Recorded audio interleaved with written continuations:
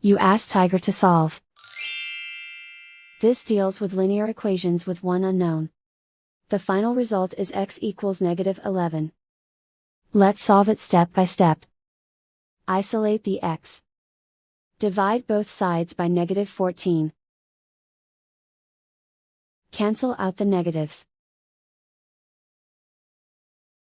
Simplify the fraction. Move the negative sign from the denominator to the numerator. Find the greatest common factor of the numerator and denominator. Factor out and cancel the greatest common factor. And so the final result is x equals -11.